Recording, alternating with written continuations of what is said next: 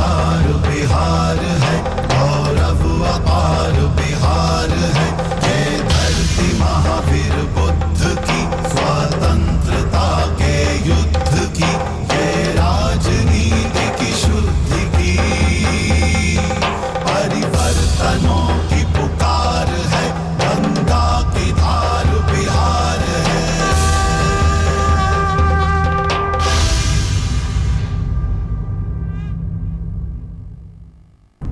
इतिहास के पन्नों पर नए अध्याय लिखने में बिहार हमेशा आगे रहा, लेकिन इतिहास को सहेज कर रखना बिहार की आदत नहीं। आज हम आधुनिक बिहार के इतिहास का किस्सा आपको सुनाएंगे। पाटलिपुत्र की वो दास्तां जहां हमें वर्तमान की भी झलक दिखती है। वक्त के ठहरे पलों में हम आज की कहानी की शुरुआत स्वतंत्रता संग्राम से करते हैं, जब उस धधकती ज्वाला में बिहार के राजनीतिक भविष्य के कुंदन तप कर तैयार हो रहे थे।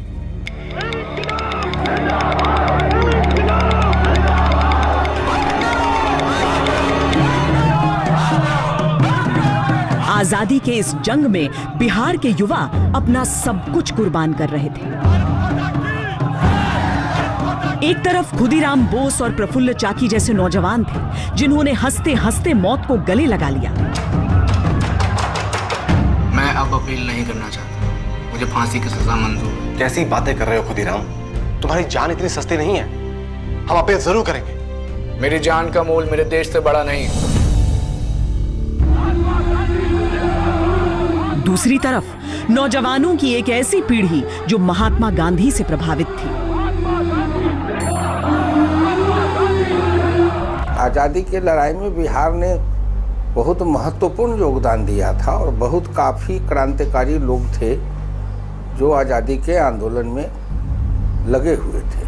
आजादी के पहले और आजादी के बाद एक दो ध्रुव की तरह कांग्रेस में उभरे। एक दूसरे के सहकर्मी थे, सहयोगी थे और विरोधी भी थे। श्री कृष्ण सिंह के और अनुग्रह नारायण सिंह के दोनों के समर्थकों की एक पूरी की पूरी लॉबी थी, जो परस्पर सहयोग भी करती थी और विरोध भी करती थी।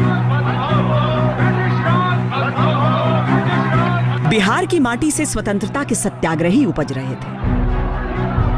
डॉक्टर राजेंद्र प्रसाद, बाबू जगजीवन राम, श्री कृष्ण सिन्हा, अनुग्रह नारायण सिंह, जयप्रकाश नारायण, ऐसे ऐसे महापुरुष जो बिहार ही नहीं समूचे भारत के नायक थे। बिहार की भूमि में और भूमि के इर्द गिर्द जो संघर्ष रहे हैं, उनमें वो दम रहा है कि उस दम ने एक तरह से भारतीय संघर्षों की दशा और दिशा तय की है। लेकिन पाटलिपुत्र की भूमि भी कमाल है। जिस माटी ने देश को पहला पिछड़ी जाति का सम्राट चंद्रगुप्त मौर्य दिया, वहां जातिवाद रग रग में समाया रहा। एक तरफ चल रही थी आजादी की लड़ाई, दूसरी तरफ जमींदारी और छुआछूत के विरोध में भी आवाजें बुलंद होती रहीं। अनुग्रह बाबू को जब गांधी जी ने आश्रम में रखा काम करने के लिए, तो उस समय तक अनुग्रह बाबू लिखते हैं मेरे संस्मरण में कि उस समय तक उन्होंने कभी बर्तन नहीं धोया था। नीचे का वो जो काम सब था वो करना नहीं जानते थे। तो कहा कि पहले नज़र में वो उन्हें अच्छा नहीं लगा, क्योंकि जहाँ से वो आए थे वो पृष्ठभूमि उन्हें रोक रहा था। बड़े छोटे का एक सोच था, छुआछूत तो थी, और उसमें गांधी का रचनात्मक कार्यक्रम बड़ी महत्वपूर्ण भूमिका निभाई। इस बीच गांधी जी की कोशिशों और बदलते अंतर्राष्ट्रीय परिवेश के बीच अंग्रेजों की हुकूमत का अंदाज भी बदल रहा था। 1936 में बिहार के पहले प्रांतीय चुनाव होने वाले थे और सियासत में जातीयता की आहट सुनाई देने लगी। दशकों से कंधे से कंधा मिलाकर आजादी की लड़ाई लड़ रहे श्री कृष्ण सिंह और अनुग्रह नारायण सिंह में प्रदेश की अगुवाई कौन करेगा, इसे लेकर खींचतान मच गई। इन नेताओं में कौन बने मुख्यमंत्री, इसको लेकर काफी हंगामा था, क्योंकि केंद्रीय जो असेंबली थी उसके मेंबरान दोनों थे। अनुग्रह नारायण सिंह भी थे और श्री कृष्ण बाबू भी थे। अबुल कलाम आजाद और जो दूसरे और कई टॉप नेता थे कांग्रेस पार्टी के, वो ये नहीं चाहते थे कि केंद्रीय स्तर पर जो नेता सक्रिय हैं उनको वहां ले जाया जाए। दरअसल बिहार की राजनीति में हमेशा से ही जाति की महत्वपूर्ण भूमिका रही है। श्री कृष्ण बाबू भूमिहार नेता थे, अनुग्रह नारायण सिंह राजपूत। दोनों के समर्थकों ने पद के लिए एड़ी चोटी का जोर लगा दिया। आखिरकार डॉक्टर राजेंद्र प्रसाद को नेता पद के चयन के लिए अधिकृत किया गया था। जातीय गुटों में जमकर ठनी जीमूत वाहन सेन ने तो राजेंद्र प्रसाद को ही प्रीमियर बना देने का प्रस्ताव रख दिया। बिहार में नेता के चयन के सवाल पर जो भूमिका डॉक्टर राजेंद्र प्रसाद ने अदा की, वही भूमिका सरदार पटेल ने बंबई में निभाई थी। कहना गलत नहीं कि डॉक्टर राजेंद्र प्रसाद से लेकर बिहार के सभी प्रतिष्ठित नेता अपने अपने जातीय संगठन से जुड़े हुए थे। यही नहीं, उच्च जातियों से अलग पिछड़ों के भी जाति संगठन थे। बिहार में सामाजिक बराबरी का आंदोलन तो लंबे समय से चल रहा था, लेकिन 1930 के दशक में यह राजनीतिक शक्ल ग्रहण करने लगा था। सामाजिक आंदोलन की बागडोर त्रिवेणी संघ के हाथों में थी। 32 के दरमियान में बिहार के अंदर जो है वो त्रिवेणी संघ एक काम चला, वो दलितों के खिलाफ। ये जो बैकवर्ड अभी ये जो है कुर्मी, कोयरी और यादव, इन लोगों का एक संगम बना कि त्रिवेणी संघ। त्रिवेणी संघ उन्होंने उस वक्त एक मूवमेंट चला यहाँ कि ये जो हम दलित, ये बैकवर्ड लोग हैं, हम लोग जो है वो हम भी जनेऊ पहनेंगे, हम भी जो है सवर्ण के यानी ब्राह्मणवाद के खिलाफ वही मूवमेंट। 1937 के चुनावों के लिए त्रिवेणी संघ के नेताओं ने डॉक्टर राजेंद्र प्रसाद को पिछड़ी जाति के प्रत्याशियों की एक सूची सौंपी, लेकिन कांग्रेस ने उस पर ध्यान नहीं दिया। असेंबली में दलित नेता बाबू जगजीवन राम जरूर शामिल थे, लेकिन उन्हें मंत्रिमंडल में जगह नहीं दी गई। जगजीवन राम की खासियत ये थी कि एक तो बहुत ही सामान्य परिवार से आए थे। जो उस समय का दौर अगर आप देखें तो अधिकतर जो नेता बन के गए थे जमींदार या सुभ्रांत घर से गए थे। इसमें ये बिरले अपवाद जैसे लोग थे जहां जिसमें जगजीवन राम थे, जो नीचे से निकल के गए थे। दलित में से बहुत बड़े नेता बहुत नहीं थे उस समय, इसलिए भी इनकी जगह उस तरह से आगे बढ़ी। 1946 में बाबू जगजीवन राम जवाहरलाल नेहरू की सरकार में सबसे कम उम्र के मंत्री भी बने, लेकिन राज्य की आबादी के सबसे बड़े हिस्से का प्रतिनिधित्व करने वाली जातियों के प्रतिनिधि सिरे से गायब थे या न के बराबर थे। मुख्य धारा की राजनीति में सामाजिक बराबरी का महत्व सांकेतिक ही रहा। खैर, इस खींचतान के बीच कांग्रेस ने जबरदस्त बहुमत से चुनाव जीता। उस वक्त राज्यों के मुख्यमंत्री नहीं बल्कि प्रीमियर यानी कि प्रधानमंत्री हुआ करते थे। श्री कृष्ण सिंह बिहार के प्रधानमंत्री और अनुग्रह नारायण सिंह उनके डिप्टी नियुक्त किए गए। लेकिन सालों से एक साथ आजादी की लड़ाई लड़ने वालों के बीच भी वर्चस्व की कड़वाहट घुल चुकी थी। अनुग्रह बाबू ज़्यादा विशाल हृदय के आदमी थे। वो संकीर्ण राजनीति में नहीं जाते थे। उन्होंने हमेशा विशाल हृदय का परिचय दिया। इसीलिए बिहार में गांधी के सबसे प्रिय लोगों में अगर इतिहास को आप देखें तो अनुग्रह बाबू थे। और अनुग्रह बाबू एक बेटर एडमिनिस्ट्रेटर, एक बेटर राजनेता, वो राजनेता थे जिन्होंने हर जगह राज्य के हित में अपने व्यक्तिगत हितों को कुर्बान किया। बिहार की राजनीति में श्री कृष्ण सिंह को बिहार केसरी कहा जाता था और अनुग्रह नारायण को बिहार विभूति। आजादी के बाद से बिहार के विकास के लिए इन दोनों ने साथ साथ खूब काम किया। विकास की समीक्षा के लिए जब तत्कालीन प्रधानमंत्री जवाहरलाल नेहरू ने पॉल एच एप्पलबी को अलग अलग राज्यों के दौरे पर भेजा तो अपनी रिपोर्ट में उन्होंने बिहार को सर्वश्रेष्ठ शासित राज्य घोषित किया। बरौनी में थर्मल पावर प्रोजेक्ट लगा, फर्टिलाइजर कंपनी रिफाइनरी लगी। साउथ बिहार में पहले टिस्को हुआ करता था, वो एक्सपैंड होकर के टेल्को बना। बोकारो स्टील प्रोजेक्ट लगा, HCL हेवी इलेक्ट्रिकल HEC बनी। एजुकेशन के फील्ड में Bihar Birla institute of technology Mishra Ranchi के पास वो स्टैब्लिश हुई। यानी कि ये जो 14 साल थे, पहले 14 साल इंडिपेंडेंस के, उन 14 सालों में बिहार ने बहुत ज़्यादा विकास के काम किए। लेकिन पद को लेकर एक खामोश सी तनातनी कायम रही। आजादी के बाद हुए पहले चुनाव में टिकट बंटवारे को लेकर मुख्यमंत्री और डिप्टी सीएम आमने सामने थे। तनाव इतना बढ़ा कि नेहरू ने दोनों को दिल्ली तलब कर लिया। इसके बावजूद छीछालेदर इतनी हुई कि अखबारों में भी खूब थू-थू हुई। इस तरह का विवाद, इस तरह की लड़ाई पॉलिटिकल पार्टियों में, पार्टी के अंदर चलता रहता है और ये केवल बिहार की बात नहीं है, देश भर में ये लागू होता है। दरअसल आजादी के बाद से डॉक्टर राजेंद्र प्रसाद राष्ट्रपति के तौर पर केंद्र की ओर प्रस्थान कर चुके थे। जगजीवन राम भी केंद्रीय मंत्रिमंडल का हिस्सा थे। जयप्रकाश नारायण का तो कांग्रेस से मोह भंग 1934 में ही हो गया था। वो सोशलिस्ट पार्टी का हिस्सा थे। बिहार की राजनीति में अब केवल दो धुरी थी, बाबू श्री कृष्ण और अनुग्रह बाबू। बिहार ने उस दरमियान भी भारत को बहुत अच्छे नेतृत्व दिया, लीडरशिप दिया, जिनमें ये दोनों बड़े महान आदमी थे और उनके योगदानों के कारण ही बिहार आगे बढ़ा है। शुरुआत में जिस तरह से हम लोग कहते हैं पंजाब में प्रताप सिंह कैरो ने आगे किया, उस तरह से अनुग्रह बाबू और श्री बाबू की जोड़ी ने बिहार को प्रोग्रेस के रास्ते पर आगे बढ़ाया। जातीयता के मुद्दे को लेकर जयप्रकाश नारायण और श्री कृष्ण बाबू के बीच का पत्राचार काफी चर्चित है। जेपी ने श्री कृष्ण सिंह को एक पत्र में लिखा, महेश प्रसाद सिन्हा और केबी सहाय 1957 का चुनाव हार गए। सहाय को कुछ भी नहीं मिला, पर महेश बाबू राज्य खादी बोर्ड के अध्यक्ष बना दिए गए। आप मुझसे बेहतर जानते हैं कि बिहार की राजनीति कितना नीचे गिर चुकी है और कितना भ्रष्टाचार पनप चुका है।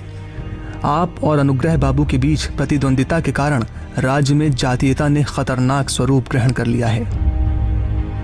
इस पत्र के जवाब में श्री कृष्ण सिंह ने न केवल जेपी के आरोपों का खंडन किया, बल्कि एक अन्य पत्र में पलटवार किया।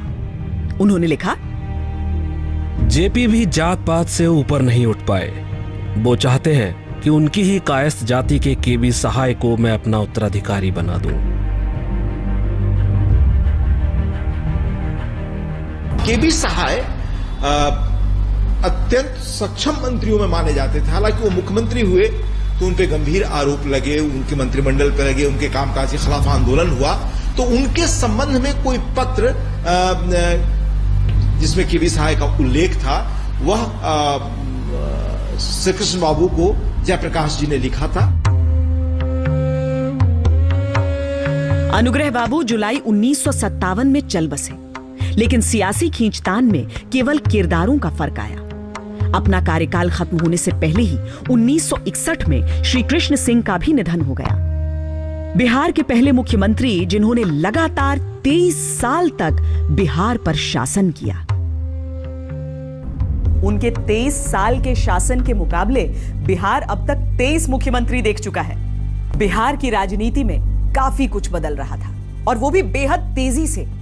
आजादी के बाद पहले चुनावों में सोशलिस्ट पार्टी की हार से आहत जयप्रकाश नारायण ने राजनीति से संन्यास ले लिया था, लेकिन जीत पर जीत के बावजूद कांग्रेस का ग्राफ भी लगातार गिर रहा था। 1957 के चुनाव में कांग्रेस की सीटें घटकर 210 हो गई थीं। 1962 में सीटें 185 रह गईं। सी राजगोपालाचारी की स्वतंत्र पार्टी ने अपने गठन के बाद पहले ही चुनाव में 50 सीटें हासिल कर ली थीं। लेफ्ट पार्टियों की संख्या में भी इजाफा हुआ। ये कांग्रेस के लिए खतरे की घंटी था।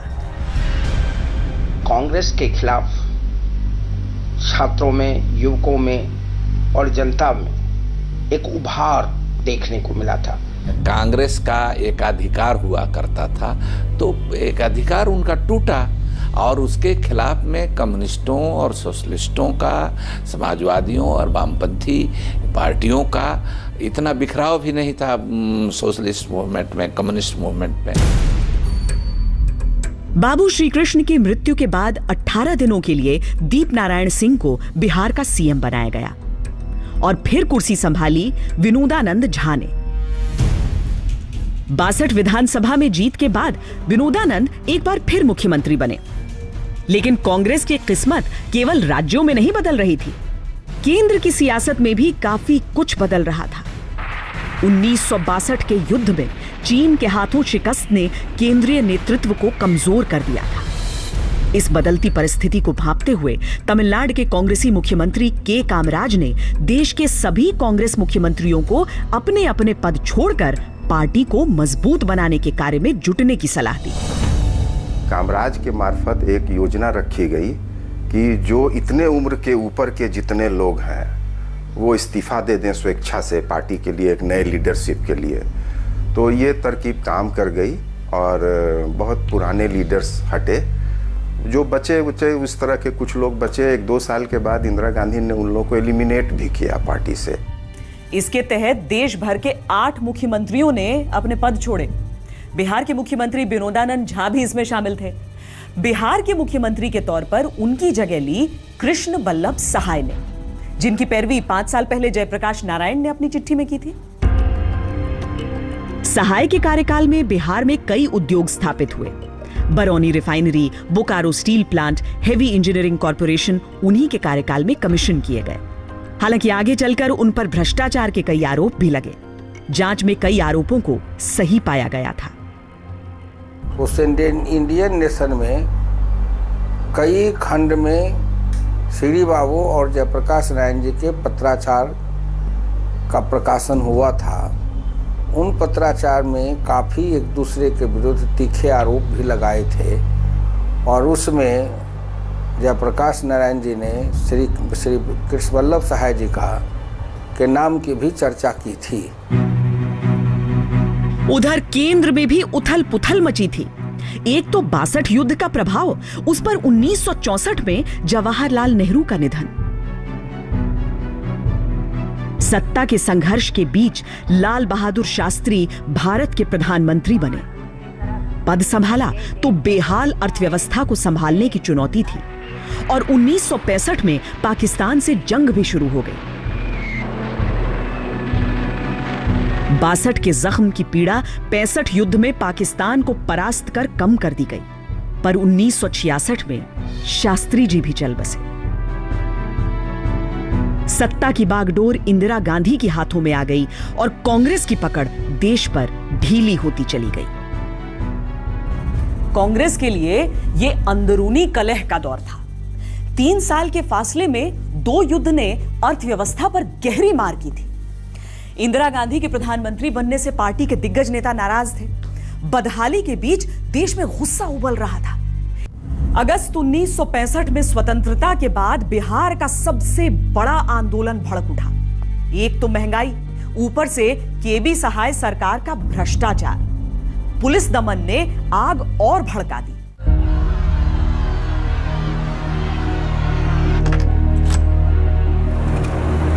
नौ अगस्त 1965 उस दिन पटना बंद था। संयुक्त सोशलिस्ट पार्टी के नेता डॉक्टर राम मनोहर लोहिया ने जनसभा को संबोधित किया और कई अन्य नेताओं के साथ उन्हें गिरफ्तार कर लिया गया। अगले दिन जब इन गिरफ्तारियों के खिलाफ गांधी मैदान में जनसभा चल रही थी तो पुलिसिया कहर प्रदर्शनकारियों पर टूट पड़ा। डॉक्टर राम मनोहर लोहिया ने पटना में गांधी मैदान में बहुत बड़ी सभा संबोधित किया और उस सभा में वो कहते हैं कि बहुत धारदार तरीके से उन्होंने विचार अपने रखे।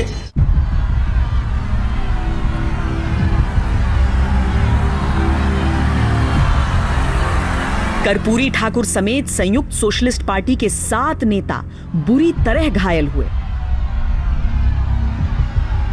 बड़ी संख्या में पत्रकारों और नेताओं की गिरफ्तारी हुई। हजारीबाग जेल में बंद डॉक्टर लोहिया ने अपनी गिरफ्तारी को चुनौती दी। सुप्रीम कोर्ट के आदेश पर उन्हें रिहा कर दिया गया। लेकिन इस आंदोलन का परिणाम 2 साल बाद हुए चुनावों में नजर आया। प्राइसेस काफी बढ़ गया था। उसी समय डिवैल्यूएशन ऑफ रुपीज हुआ और जो रिजनमेंट बहुत ज़्यादा बढ़ गया था लोगों के बीच में। और जो फूड ग्रेन्स का कमी जो है वो एक डिसाइसिव प्रॉब्लम था पूरे हिंदुस्तान में, बिहार में।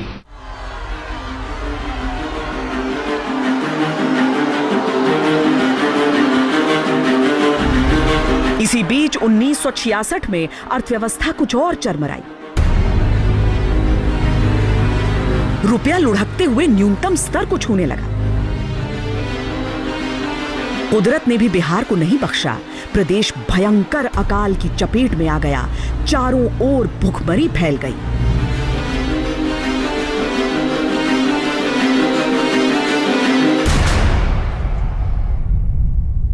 कांग्रेस कमजोर पड़ी।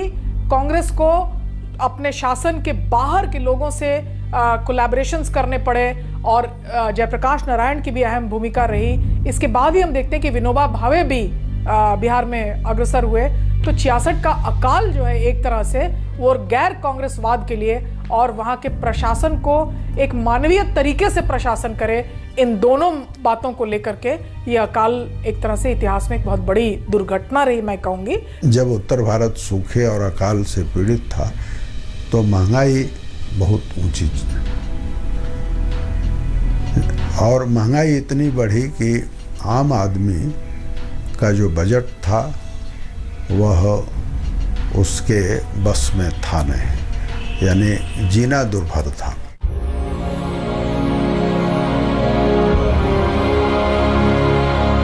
इसी पृष्ठभूमि में 1967 के चुनाव हुए। 20 साल से लगातार शासन कर रही कांग्रेस के पांव उखड़ गए। बिहार विधानसभा में कांग्रेस अब भी सबसे बड़ी पार्टी थी, लेकिन उसे आजादी के बाद सबसे कम 128 सीटें ही मिली। उन चुनावों में कांग्रेस के बाद दूसरा नंबर था संयुक्त सोशलिस्ट पार्टी का। कांग्रेस विरोध का आलम कुछ ऐसा था कि सभी विपक्षी पार्टियां एकजुट हो गईं। राम मनोहर लोहिया चाहते थे कि कर्पूरी ठाकुर सीएम बने, लेकिन ऊंची जाति के कई नेता इसके खिलाफ थे। आखिरकार महामाया प्रसाद सिन्हा मुख्यमंत्री बने और पहली गैर कांग्रेसी सरकार बनी। कर्पूरी ठाकुर उप मुख्यमंत्री बनाए गए। हालांकि कर्पूरी जी की पार्टी के एमएलए ज़्यादा थे, लेकिन जो कहिए जो एलिट तबका था, जो सामंती जो मानसिकता थी बिहार के अंदर, फ्यूडल मेंटालिटी, वो कर्पूरी ठाकुर एक गरीब परिवार से, पिछड़े परिवार से, अत्यंत पिछड़े परिवार से आने वाले आदमी को टॉलरेट नहीं कर सकी। रचना ऐसी रची गई कि अगर कर्पूरी ठाकुर बिहार के मुख्यमंत्री बन जाएंगे तो उनके नेतृत्व में समाजवादियों का प्रभाव बढ़ जाएगा। इस कारण से गैर समाजवादी दल के जो लोग थे, जो गठबंधन से जुड़े थे, उन लोगों ने सोचा कि कोई गैर राजनीतिक व्यक्ति को मुख्यमंत्री बना दिया जाए, जिससे कि उसका दीर्घकालीन प्रभाव नहीं रहे।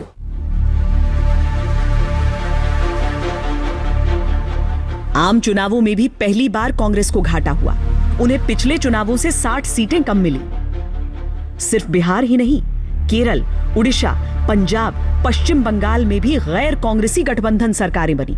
स्थिति कुछ ऐसी हो गई कि चंद हफ्तों के भीतर डिफेक्शन की वजह से हरियाणा, मध्य प्रदेश, उत्तर प्रदेश में सरकार गिर गई। जुलाई 1967 तक देश के 2/3 राज्य गैर कांग्रेसी थे।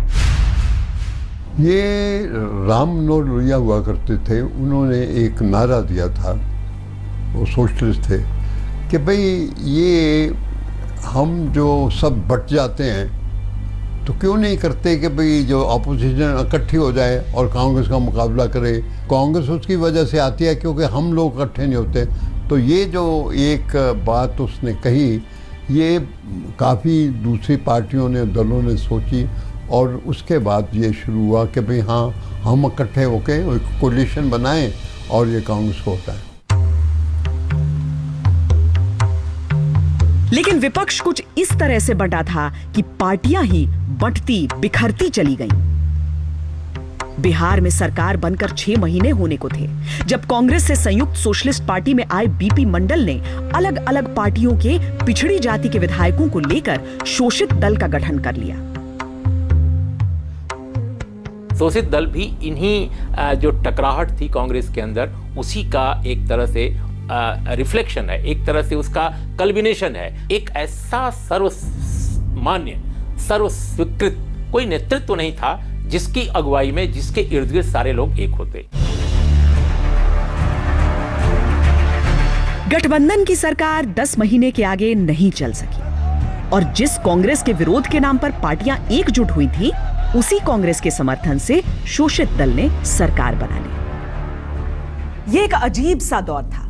राजनीतिक महत्वाकांक्षाओं के बीच लोगों की उम्मीदें दम तोड़ रही थी। दलित सशक्तिकरण के नाम पर पदों की सियासत हो रही थी। समर्थन के इनाम के तौर पर सीएम का पद भी बढ़ रहा था। सतीश प्रसाद सिंह को बीपी मंडल को विधान परिषद में नामजद करने का इनाम मिला, 3 दिन की सीएम की कुर्सी। शोषित दल ने आरोप लगाया कि गठबंधन की सरकार ने लोहिया की पिछड़ा पावे 100 में 60 की नीति पर कोई काम नहीं किया, लेकिन खुद इस सरकार की उपलब्धि रही टूट कर आए सभी 38 विधायकों के लिए मंत्री पद।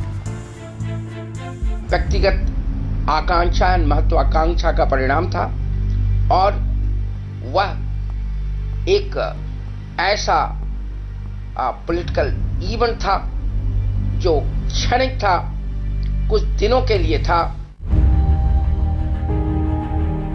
इस दल के अहम नेता थे बिहार के लेनिन के नाम से मशहूर जगदेव प्रसाद। उन्होंने दलित उत्थान के लिए लोहिया के 60% की मांग से आगे बढ़कर 90% की बात कही। आज यहाँ हम 100 साल लंबी लड़ाई का नींव रखने आए हैं। पहला पीढ़ी का आंदोलनकारी शहीद होगा और दूसरा पीढ़ी का आंदोलनकारी जेल जाएगा और तीसरा पीढ़ी का आंदोलनकारी सत्ता हासिल करेगा। ये ऊंच जात वाला हमारा बाप दादा को बंधुआ मजदूर बनाया, मगर हम राजनीति में उनका बंधुआ बनने के लिए पैदा नहीं हुए। हम समूचा देश का शोषित लोगों को, जो शिक्षा, पैसा, इज्जत में पिछड़ा है, जो दलित है, जो भूखा है, जो नंगा है, अलग अलग पार्टी में है, सबको एक साथ एक झंडे के नीचे लाएंगे। हम जो शोषित हैं, हम जो 90% हैं, जमीन, दौलत, सत्ता, हमारा हिस्सा 90% है। हम 90 हैं, 10 को शासन नहीं करने देंगे। बदलाव की आंधी आ चुकी थी। बिहार विधानसभा में पिछड़ों की एक मुश्त संख्या 82 हो गई थी और धनिक लाल मंडल के रूप में पहली बार पिछड़ी जाति का कोई सदस्य विधानसभा अध्यक्ष बना था। एक क्रांतिकारी परिवर्तन था।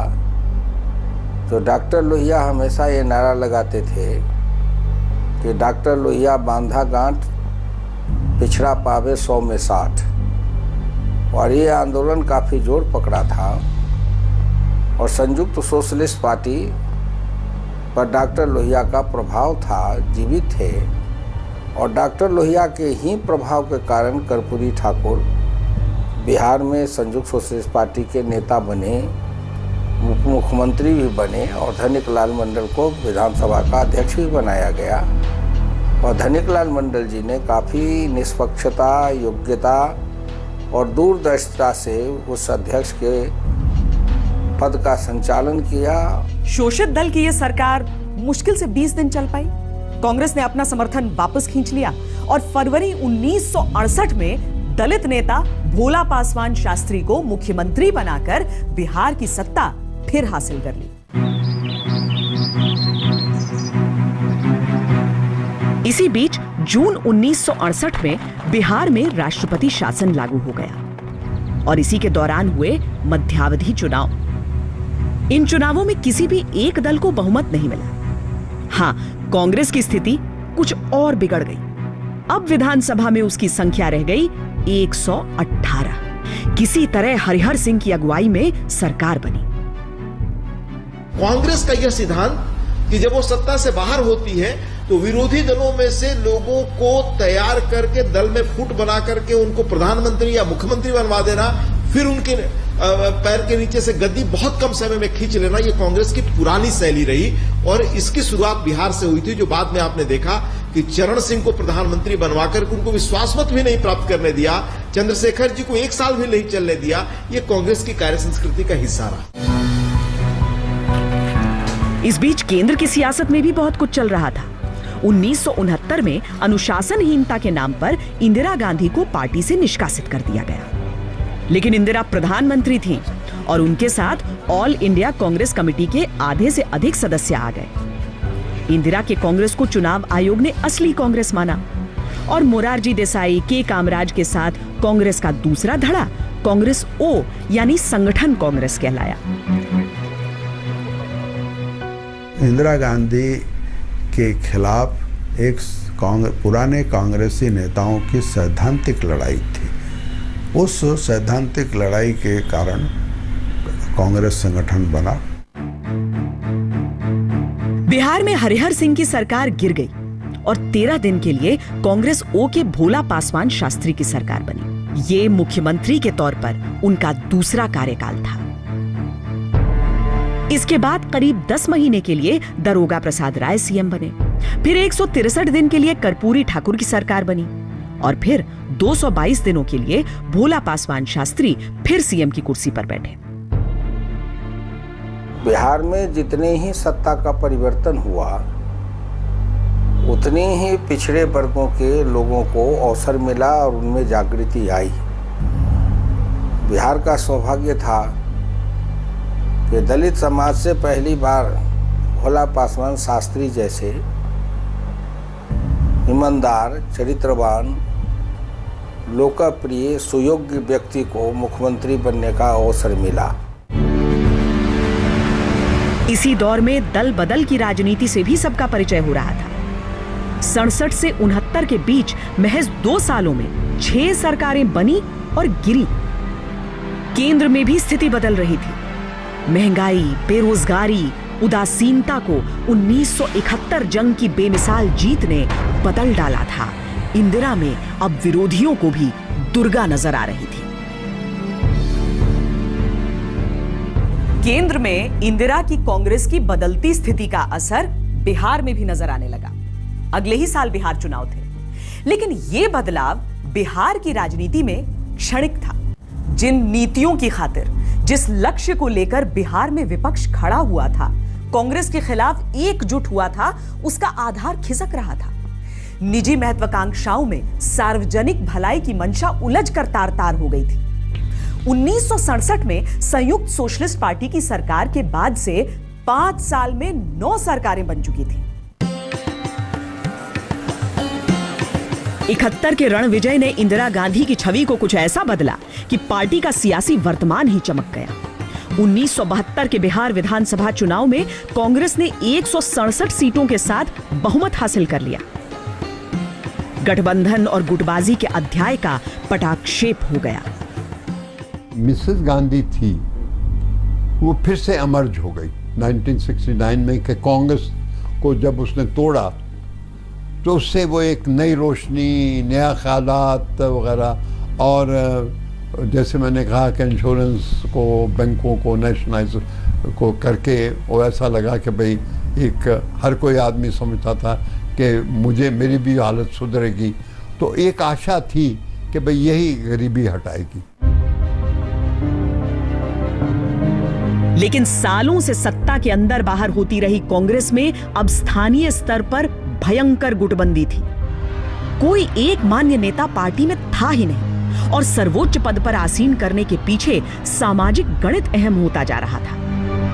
ये वो दौर है जब समाजवादी राजनीति के दबाव के चलते कांग्रेस के अंदर भी पिछड़े वर्ग के नेताओं को थोड़ी तरजीह मिलनी शुरू हो गई थी। और ऐसे में जो कांग्रेस पार्टी के अंदर ये पिछड़े वर्ग के नेता थे, चाहे वो दारोगा प्रसाद राय हों या बहुत सारे लोग, वो अपने अपने अधिकार के लिए, अपने अपने एम्पावरमेंट के लिए अपनी अपनी ताकत को एसर्ट कर रहे थे।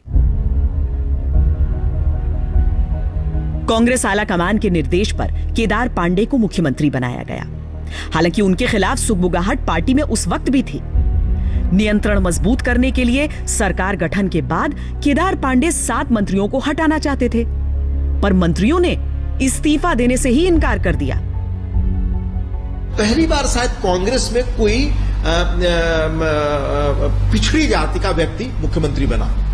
अगर उनको कंटिन्यू रहने की स्थिति कांग्रेस में बनाई होती तो कांग्रेस के हालात नहीं होते, कांग्रेस की स्थिति नहीं होती। लेकिन कांग्रेस की अंदरूनी गुटबाजी और कांग्रेस में जो बिहार की राजनीति में स्थिति रही है, उसमें ताकतवर समूह के लोगों ने अपने को एसर्ट करना शुरू किया और सत्ता परिवर्तन का खेल शुरू हुआ।